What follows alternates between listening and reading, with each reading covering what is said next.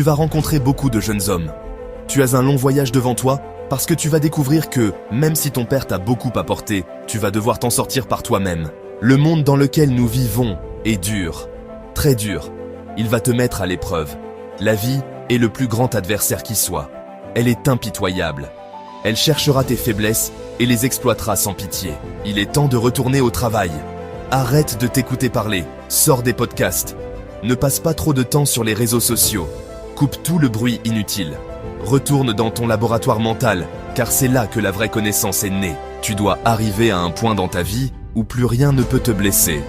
Parce que tu sais exactement qui tu es. Tu as affronté tes démons. Tu as écouté tes traumatismes passés.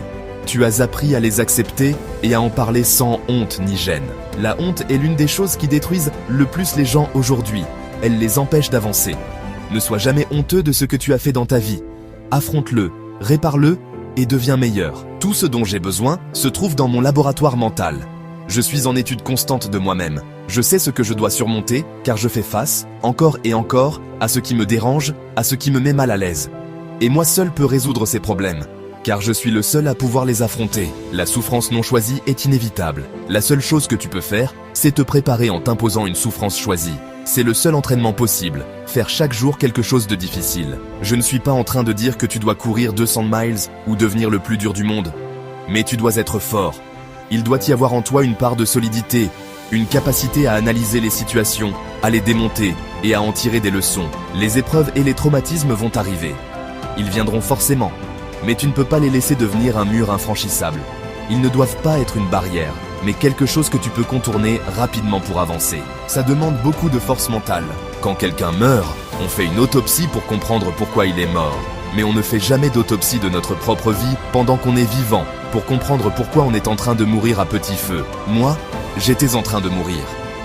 Je vivais chaque jour, mais j'étais déjà mort à l'intérieur. Jusqu'à ce que je comprenne. Une fois que j'ai compris, j'ai pu renaître. Tout ce que tu traverses, toutes ces épreuves, ce ne sont que des leçons. Je veux juste donner aux gens la force d'explorer les archives de leur propre vie. Parce que si aujourd'hui tu vas mal, c'est probablement à cause de quelque chose qui s'est passé avant.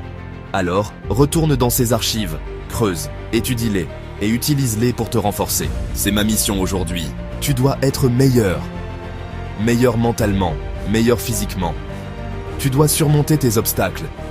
Les gens ont besoin d'un but pour avancer, d'une raison pour se lever le matin. Et tu dois arriver à un point dans ta vie où, même s'il n'y a rien de prévu à l'horizon, pas de course à faire, pas de diplôme à obtenir, tu continues quand même à donner le meilleur de toi-même.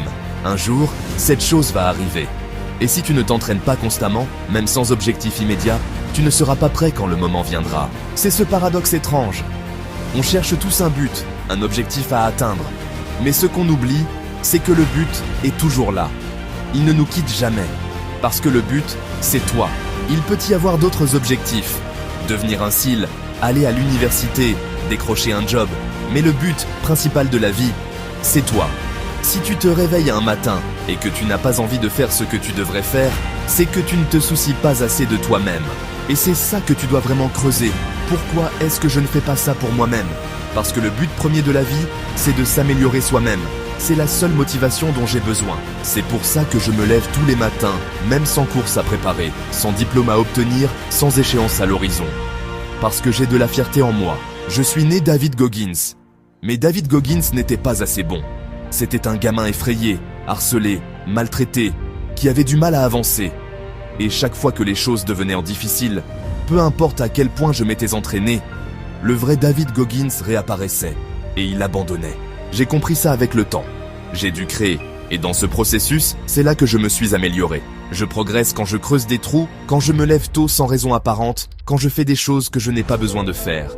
C'est comme ça que je deviens meilleur. Il est essentiel d'avoir faim, mais il est encore plus essentiel d'être humble malgré cette faim. Beaucoup de gens sont affamés de réussite, mais l'humilité, c'est tout. Prenons l'exemple de William Crawford. Cet homme a reçu la médaille d'honneur, la plus haute distinction militaire pour héroïsme. Il a sauvé des vies, risqué la sienne. Et pourtant, plus tard, il était concierge à l'Académie de l'Air Force. Personne ne savait qui il était. Il avait cette distinction incroyable, mais il nettoyait les couloirs pour de jeunes étudiants. Imagine les regards, les commentaires. Mais lui, il faisait juste son travail, en silence. C'est pour ça qu'il fait partie de mon entraînement à l'humilité. Cet homme aurait pu se vanter, mais il a rangé sa médaille dans un placard et il a pris un balai. Pour moi, c'est incroyable. C'est dans ces moments qu'on grandit vraiment. Il faisait son travail, il ne se croyait pas supérieur aux autres. Dès que tu te mets à penser que tu es au-dessus des autres, tu as déjà perdu. Moi, je sais où sont les gens parce que j'ai été à leur place. J'ai toujours été en bas. C'est de là que vient ma connaissance. C'est pour ça que j'aide autant de personnes. Parce que j'ai été dans ces ténèbres tellement de fois. Tu dois être à ton meilleur niveau, même quand tu es le moins motivé. C'est là que tout devient compliqué. La motivation n'est qu'un mot. Tu dois avoir une vision claire de là où tu veux aller. Parce que la motivation ne te mènera pas loin. Elle est temporaire. Jocko Willink dit que la discipline dévore la motivation au petit déjeuner. C'est vrai. Mais même la discipline ne suffit pas si ton esprit est encombré. Imagine un disjoncteur surchargé. À force d'y brancher trop de choses, il finit par sauter. C'est pareil pour l'esprit. Si ton cerveau est un garage en désordre, tu ne peux plus rien y ranger. Tu peux avoir la discipline et la motivation, mais si ton esprit est encombré de stress, de soucis, de distractions, tout ça disparaît. C'est pour ça que les gens échouent. Pourquoi tu n'arrives pas à garder ta routine? Aller à la salle, manger sainement, te lever tôt? Parce que ton esprit est saturé. Peut-être que c'est à cause de ta famille, de ton boulot, de tes responsabilités. Tout est entassé dans ta tête, sans organisation. Tu dois compartimenter ton esprit, tout ranger à sa place. Comme ça, quand vient le moment de placer la discipline, tu sais exactement où la mettre. On cherche tous cette chose magique. Mais ce qui est drôle, c'est qu'on a besoin de ces éléments pour performer sans prendre le temps de réaliser que le but est toujours là. Le but ne nous quitte jamais, parce que le but, c'est toi. Tu es toujours le but. Si tu te réveilles le matin et que tu n'as pas envie de faire quelque chose, c'est que tu ne tiens pas assez à toi-même. Et c'est ça qu'il faut creuser. Pourquoi est-ce que je ne fais pas ça pour moi? Parce que le but numéro 1 dans la vie, c'est de s'améliorer soi-même. C'est la seule motivation dont j'ai besoin. La raison pour laquelle je me lève chaque jour, même s'il n'y a pas de course, pas d'examen, rien d'urgent devant moi, c'est parce que j'ai de la fierté pour moi-même. Je suis né David Goggins. Mais David Goggins, à l'origine, n'était pas assez bon. Il était un enfant effrayé, harcelé, maltraité, qui luttait dans la vie. Et à chaque fois que quelque chose devenait difficile, peu importe à quel point je m'étais entraîné, peu importe ma préparation, le vrai David Goggins ressortait et il abandonnait. Avec le temps, j'ai compris ça. Alors, j'ai dû me construire un autre moi, Goggins. Et c'est dans ce processus que je me suis amélioré. Je progresse quand je creuse des trous dans le sol, quand je me lève tôt alors que je pourrais rester couché. C'est là que je deviens meilleur. Il est important d'avoir faim, mais plus encore, il est essentiel de rester humble dans cette faim. Beaucoup de gens ont faim, mais l'humilité est tout. L'histoire de William Crawford. Ce gars-là a reçu la Medal of Honor, la plus haute distinction militaire. Pourtant, il travaillait comme concierge à l'Académie de l'Air Force.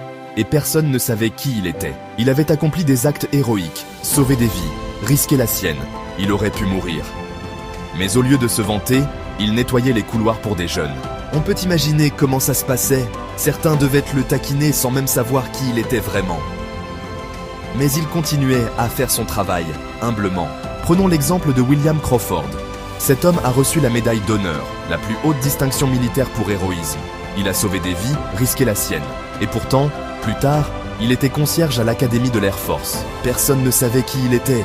Il avait cette distinction incroyable. Mais il nettoyait les couloirs pour de jeunes étudiants. Imagine les regards, les commentaires. Mais lui, il faisait juste son travail, en silence. C'est pour ça qu'il fait partie de mon entraînement à l'humilité. Cet homme aurait pu se vanter, mais il a rangé sa médaille dans un placard et il a pris un balai. Pour moi, c'est incroyable. C'est dans ces moments qu'on grandit vraiment. Il faisait son travail, il ne se croyait pas supérieur aux autres. Dès que tu te mets à penser que tu es au-dessus des autres, tu as déjà perdu.